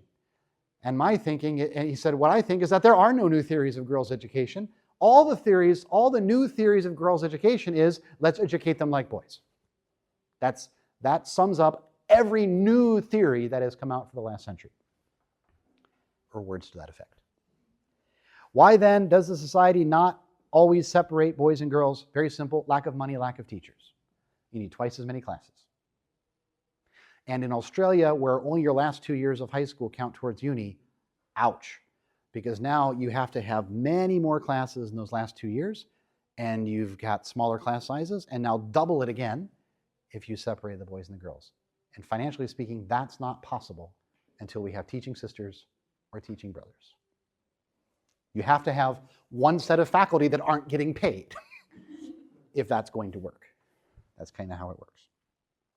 Very, very quickly, this is it. We are like 2 minutes away from ending. What about higher education? What about uni? Let's just throw it out there. We're here now, right? Let's just do this. 2 minutes. We're almost done. Here we go. Are there any traditional Catholic universities? Yes, there are two. There are two. One is English speaking. And that's in St. Mary's, Kansas. And they are about to go to a 4-year program. They have a 2-year liberal arts program. They're about to go to a 4-year program. So pray for that.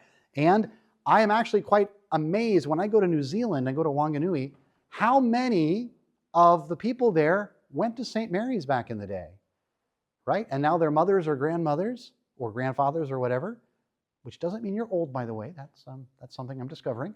But these are people who back in the 80s or 90s went to uni in St. Mary's, which is, I thought was fascinating.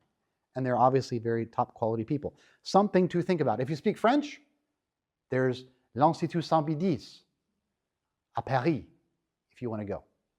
If you speak French and English, you can take your pick.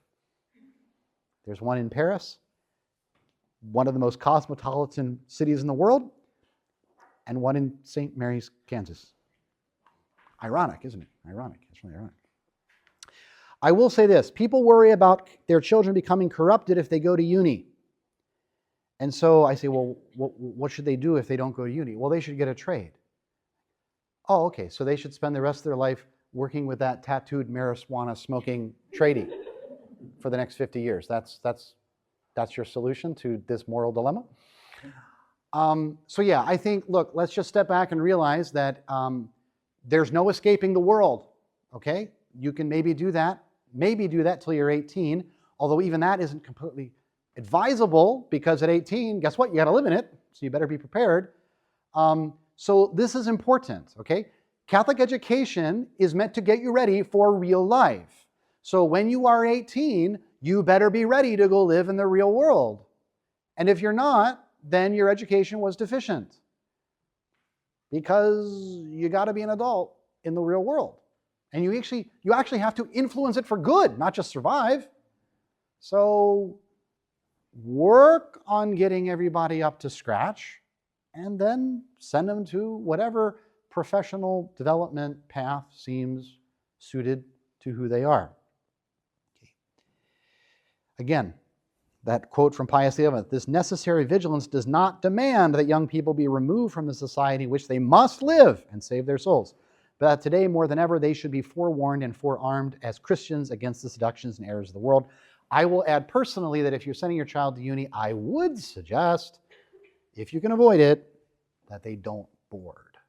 I would suggest that they live at home when they go to uni. I went to uni several decades ago now, and wow, were those dormitories scary. I knew they would be bad. I had no idea how bad they would be, and that was several decades ago. So if you can, keep them at home. They come home, they put their feet under the kitchen table. How was school today? How was uni today? What's going on? It's a good thing. It's a good idea. It's a good idea. Last word. Whenever it comes to educating, from choosing a school to deciding how to shape the culture of a home, to deciding how to discipline, always look ahead, down the track, and think about how this or that decision will prepare the child for manhood or womanhood. Because the purpose of Catholic education is not to make good children, it is to make good adults. Whew. Thank you very, very much for your patience. My goodness. Okay. If anyone would like, yes? How far is too far in terms of time? Because everybody has a different time frame. Some people half an hour is too far. Some people 2 hours is too far. What would you say to travel to school or to travel to even for Talk about his talk. I was like, well, I think we've gone a little too far already, but let me just say, if anybody wants to get up and leave, I will not be offended because we have been here a very long time. So please do not feel like you have to stay for the question section. I won't be offended at all. I mean, I don't, for me, too far is going to be a very, it's going to be a very family-specific question. So, for example, driving 30 minutes on a country road versus 30 minutes through Sydney traffic, it is a different experience. And it's not a big deal if you're doing it once or twice. If you're doing it 10 times a week for 13 years,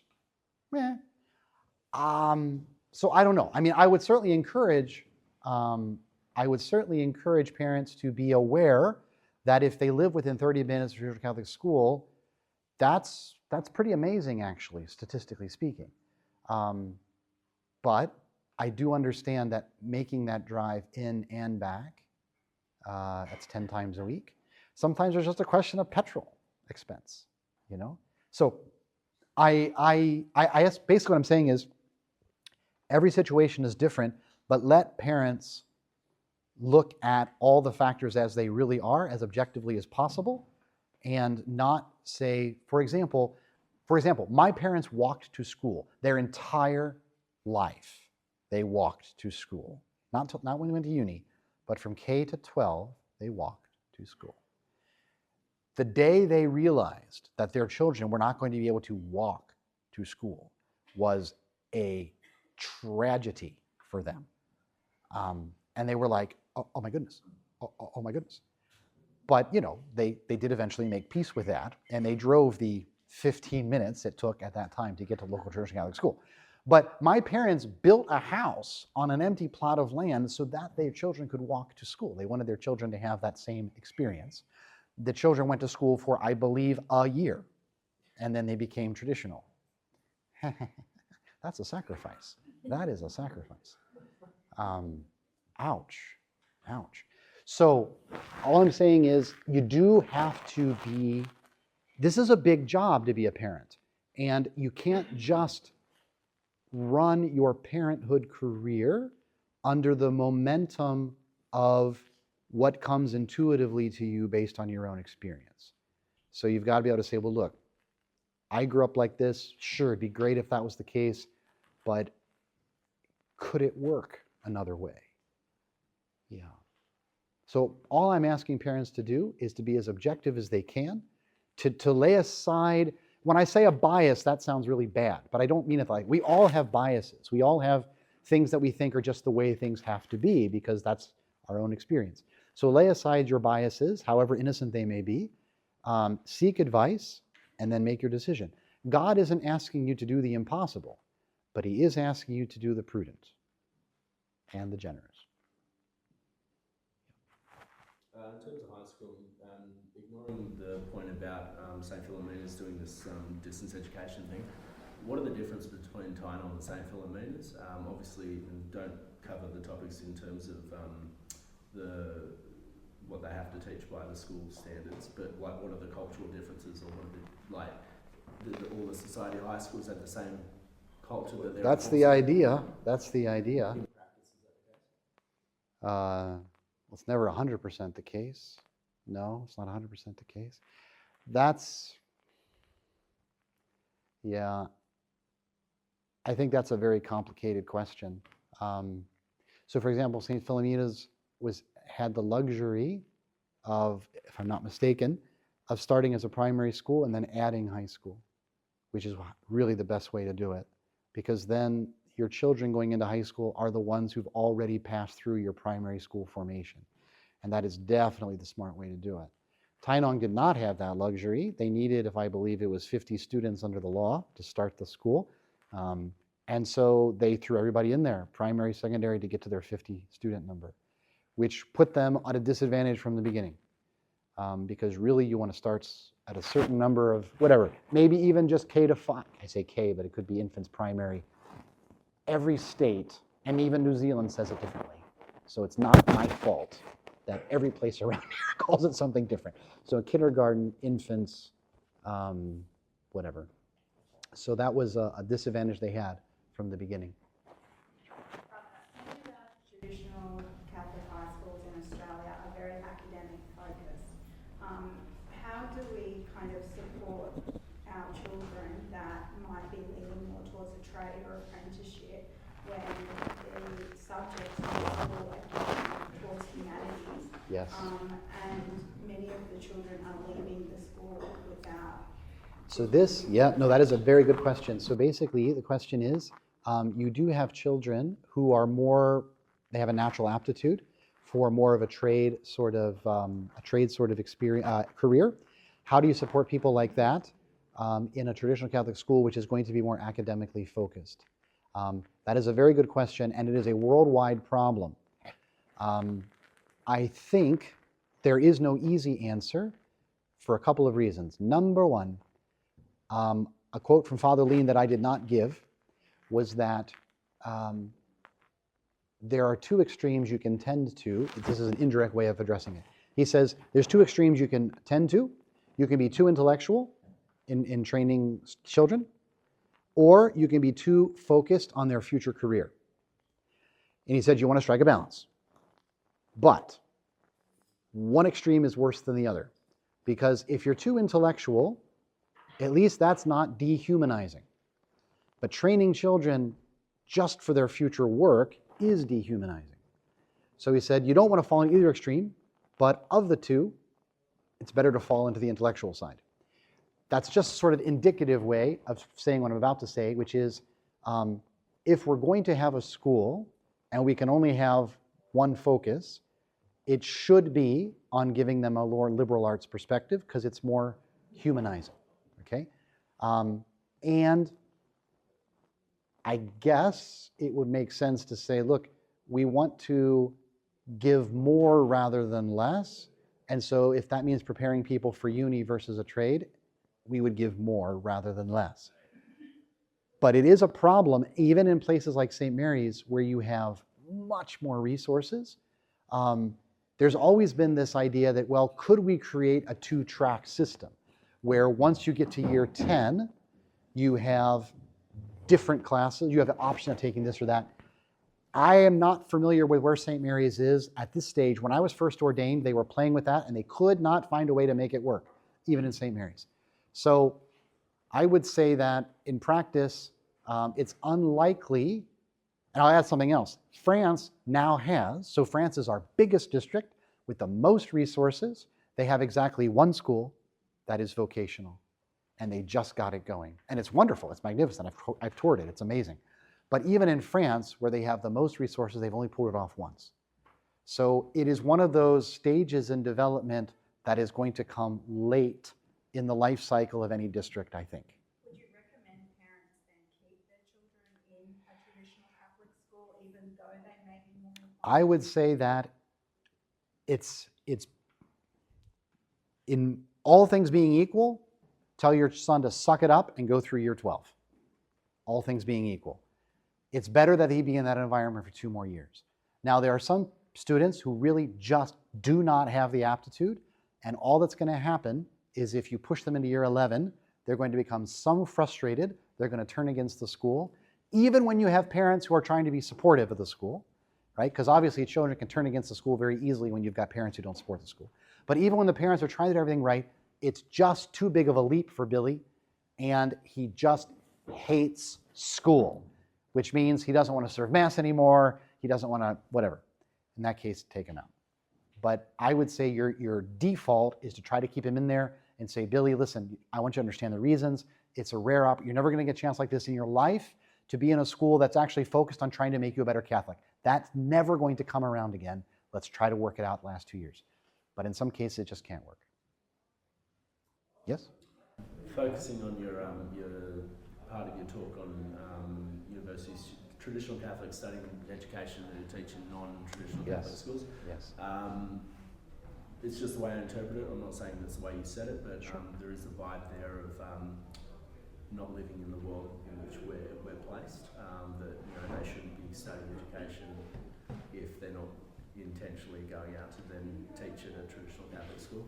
Are we to abandon the entire non-traditional Catholic school? How many traditional Catholic schools do we have in the country? And Good question. I think, so no, that's not the vibe. I'll explain the vibe. So the question is, since I was expressing my misgivings about traditional Catholic teachers teaching in non-traditional Catholic schools, does that indicate a certain ghetto mentality of we need to wash our hands of the world and just focus on our own things?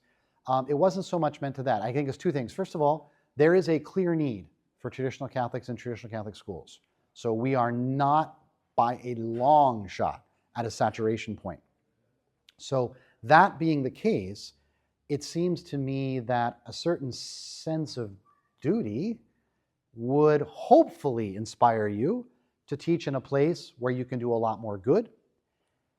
And also, I think there is a little bit of a misunderstanding because you have to have a teaching qualification. It's a very professional career here in Australia, where, for example, in the United States, you do not have to have a teaching certificate to teach. And as a matter of fact, to be blunt, if you look at any university and you look at the business faculty, the engineering faculty, the education faculty is at the bottom of the test scores. So the least academic students are the ones who go to the education faculties.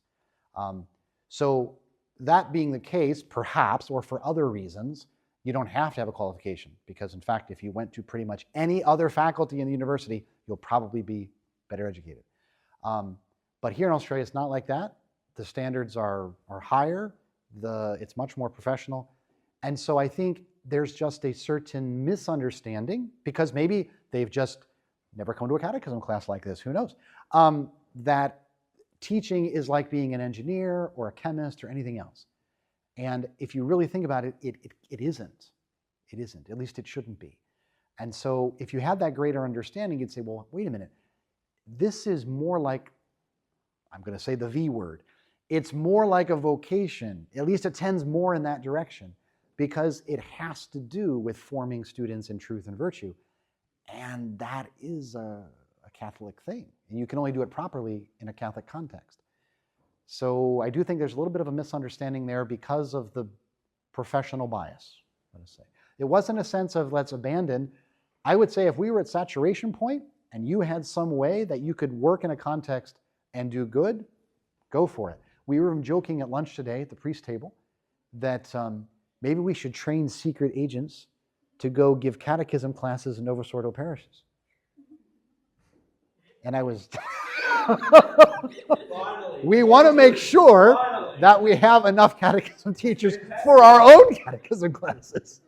But it would be kind of fun. I met a lady one time on a train. She was Baptist, and she would go to Mennonite, that's different. Mennonite communities, which are like Nova Sordo Amish, okay? The Mennonites are like, you say Amish here, don't you? Amish? Amish. They're like Amish light, okay? But they're still, they still got the beards and this sort of thing, and they're still like that. They're stored in the Amish mold. So this lady, she was a Baptist, and she was quite an interesting lady. She said, "You know how old I am?" I said, "No," and I wasn't going to ask. She says, "I'm 3/4." Hi. "You're 75. She said, "Yes, that's right. You're smart." I said, "Well, thank you." Anyway, but she goes from Mennonite community to Mennonite community, wins their trust, then teaches Sunday school, and tries to get the kids to abandon the Mennonite community until the elders find out. Then she gets rode out of town on a rail, and then she finds another one. So, I mean, it's a thought. But I would suggest you could do more good in the short run by forming our own people in the best possible circumstances. Because the future apostles of tomorrow, we're not able to form properly right now. We don't have the best. We don't have the resources that we should have. I'm not being biased. I'm just being fair and balanced. Yes. In relation to your point regarding if you have access to a traditional Catholic school in the society or otherwise, it's not always, and the preference for homeschooling, you said specifically to really discern that or maybe take it to a retreat or something. Shouldn't there be an encouragement to form a community of homeschoolers in that regard? Because in the future, even society schools will come under the thumb of the state, or they will either have to fundamentally alter their direction and what they're doing, or shut down. Mm-hmm. I'm just wondering if You're talking like an American. homeschooling, well, hopefully not. No offense. Okay, so the question is, should we not be forming an elite homeschooling group now in preparation for the day that the government shuts down all our schools? Well, I'm only saying it because of the... I'm just thinking of like Victorian state schools, right? Yeah. Their counsellors can actually recommend their children to go on puberty blockers without even counselling Yeah. their parents. No, it's horrific. It's horrific. I think a foreseeable way where they could try and restrict the work of the society.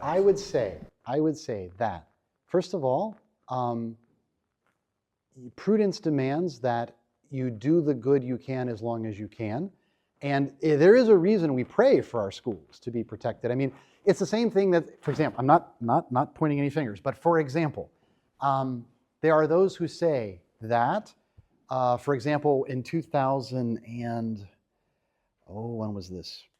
I don't remember the exact year. I want to say 2005, 2007, when the society had this big pilgrimage to Fatima to protest the use of the Hindus who used the saint, whatever.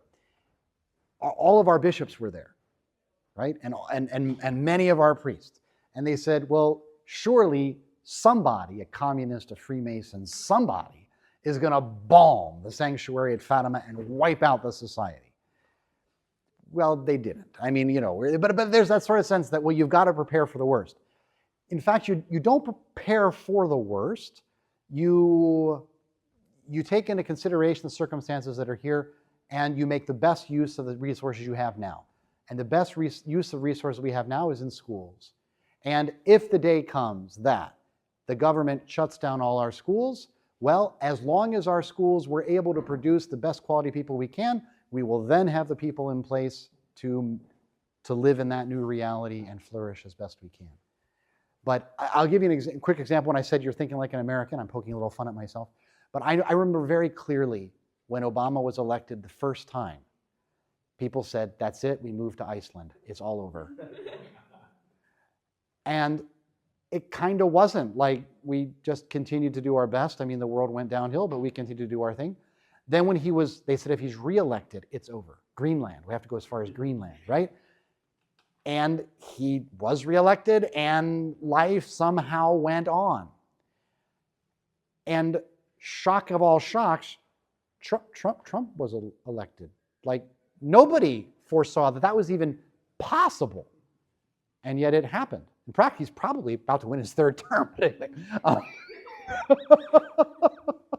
The point is, it's not a linear trend. It's not a linear decline. God gets his vote too.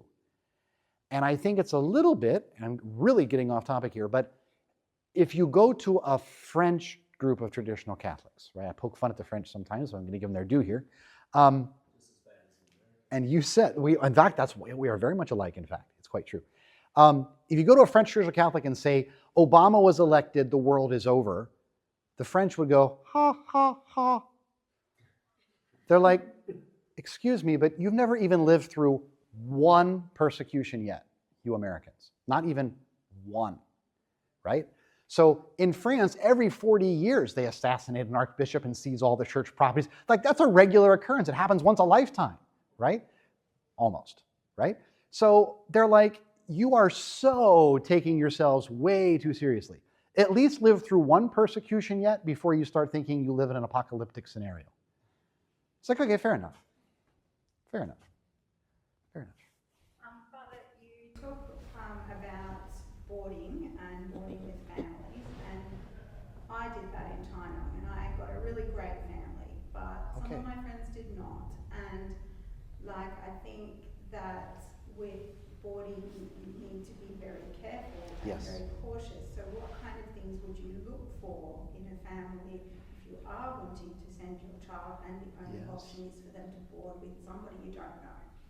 Good question. So the question is, it has happened. It's the person asking the question boarded once with a family and had a very, very positive experience. Some of her friends had less positive experiences.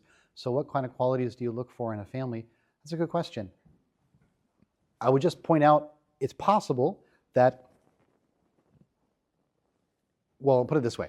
If you have many children you're sending, you can't always pick the best people. Whereas if you're only sending one or two, it's a bit easier, that's for sure. So yes, this is a very current question because precisely we are in fact looking right now for a family in Brisbane. Just saying that right now to the benefit of our YouTube audience. We're looking for a family in Brisbane for a particularly fine young man who's about to graduate from St. Dominic Savio School this year. So for 2025, certainly we would hope to be able to send him to St. Philomena's. So, I mean, you're looking for a couple of different things. So if you're sending a boy in year 7, you don't want there to be girls in year 7, for example. So you're looking for opposite gender people not in the same age for a certain plus or minus a number of years. Parents who are very balanced. I would say parents whose children are happy is a really good sign. And that's not too hard to pick out if you remember to look for it. Because there are some parents who seem like they're doing all the right things, but their children aren't happy, which means they're not actually doing the right things. At least they're missing a few things. So parents who seem to be serious about the faith, whose children are well behaved and happy, who also are level-headed enough that having someone from the outside living with them is not going to cause them to try to redesign their whole way of living, where they're just going to say, well, look, okay, fair enough. I mean, it's a little different, but we're happy to welcome him, and we just make him a part of the family for the time being. So someone who's level-headed enough that this new element in their life is not going to cause them to try to overcompensate in some way. That's what I would look for. That's what I would look for. Yeah. You mentioned even in the last answer the question, parents being balanced. And I'm asking specifically in relation to the part where you said homeschooling to be done well, a few things need to be maintained or attained, and balance of the parents. Specifically, what prerequisites are you referring to? What balance are you talking about? Personality, temperament? What things are you talking about? Yo, gosh, that's what is balance? What is balance? Boy, that's a big question, isn't it? What were you referring to? Certainly. So I mean, I know what I want in my. I know what I mean by that. So a parent isn't scrupulous, for example. A parent has good judgment in terms of what if I do this? How will a child react?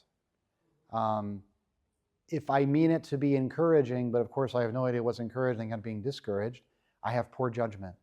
So if I have good judgment about how a child will react if I do this? Am I scrupulous? Do I know what's a big deal and what's not a big deal? Do I have a realistic appreciation of the foibles of children? That look, I mean, it doesn't mean he's a bad kid or she's a bad girl, but yeah, they are going to do that sometimes. They're not going to be able to kneel up straight through the entire 5 decades of the rosary. They are going to sit on their feet. That's the way it goes. I mean, if they're 21, maybe that's unfortunate, but I mean, you don't go nuclear on a 7-year-old because they sat on their feet during definitely not during a 15-minute rosary. That's their virtue is still developing. Don't place an unrealistic expectation on them. Yeah, all those things. There's a lot that goes into balance, but that's probably a pretty good summary. I think we should probably cut it here because we have been at this a very, very long time indeed. And I take partial responsibility for the fact that we have been here for as long as we have. But thank you for coming, and we'll finish with a prayer. Domini Patris et Filii et Spiritus Sancti. Amen. Gloria Patri et Filio et Spiritui Sancto. Sancti Pideci me. St. Pius X. The Father, and of the Son, and the Holy Ghost. Amen. If you'd gone to one of our schools, you would know how to say. Benedictio Dei Omnipotentis, Patris et Filii et Spiritus Sancti, descendat super vos, et manet semper.